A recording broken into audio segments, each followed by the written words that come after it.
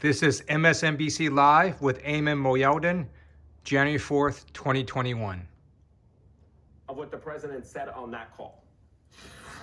So, look, all I want to do is this. I just want to find 11,780 votes. There's nothing wrong with saying that, that you've recalculated. All right, given what we just heard out of that news conference, we are now joined by one of the House Democrats who sent that letter, California Congressman Ted Lieu. He is a member of the Judiciary Committee. Congressman, great to have you with us. Let's just react, if we can, for a moment to the breaking news that we heard there coming out of Georgia. Really that point-by-point rebuke of the president and the claims he has been making, but also more specifically to what you called for today, an investigation from the FBI into this. Any reaction to what you heard there from Georgia election official Gabriel Sterling? Thank you for your question. That was a stunning takedown of all the bizarre conspiracy theories that Donald Trump and his enablers have put forward. And it really shows you how out of touch Donald Trump has been. And it's not just out of touch. Donald Trump has now been committing crimes. He's the most powerful man in the world, and he was threatening the Georgia Secretary of State to essentially commit election fraud.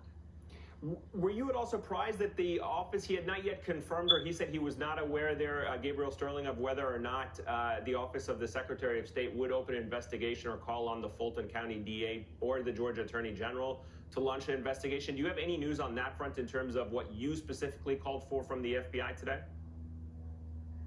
I don't have any news on the Georgia election officials front, and Mr. Sterling might not be the person in the position to refer such a case to the relevant law enforcement authorities. What I do know is that the Georgia State Code is very clear.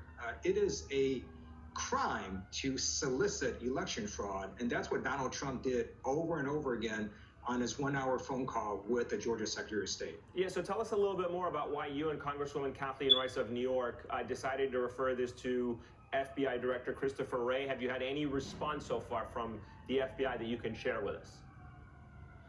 Sure. So Congresswoman Rice and I are both former prosecutors, and when we heard that phone call, it was very clear to us that crimes had been committed on that call.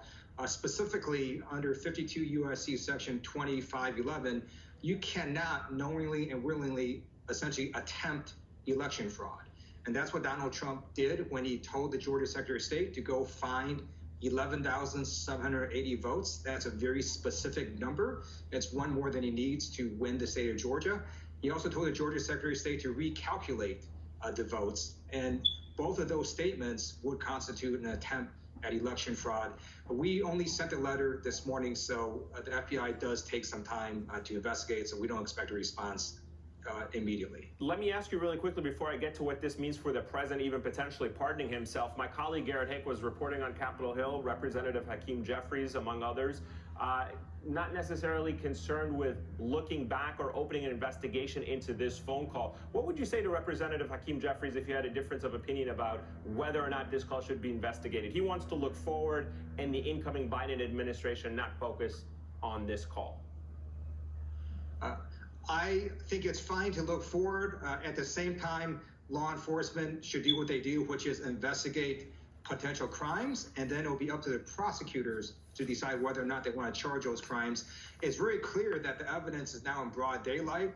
There's at least a 1-hour recording, and the FBI needs to authenticate that recording, verify that people are who they say they are on that recording, and then conduct an investigation and then hand it to the prosecutors for a decision. What do you make about the potential setup, if in fact this investigation is launched, that the president could potentially try to pardon himself?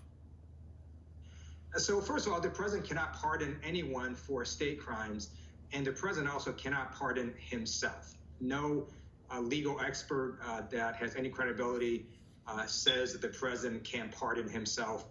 That completely goes against what the Supreme Court has said in the past, which is that no one is above the law, including the President of the United States.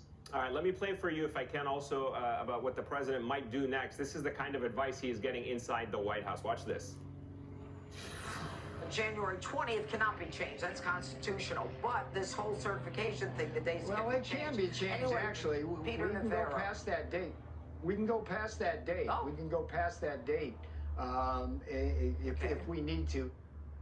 All right, unfortunately, a quick fact check for our viewers. Peter Navarro there is dead wrong. The 20th Amendment to the Constitution sets the date of the inauguration, not the president. Congressman, how much does it concern you that these people are the people that the president is getting his advice from?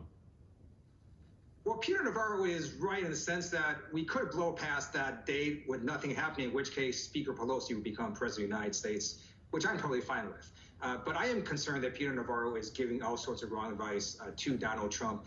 And it's really his enablers that have made it worse in what Donald Trump is doing.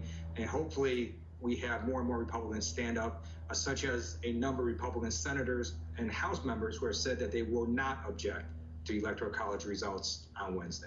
All right, Congressman Ted Lieu of California, sir, thank you so much for joining us this afternoon. I appreciate your time and patience. Thank you. Thank you. We have more breaking news to tell you about. This one coming from overseas. British Prime Minister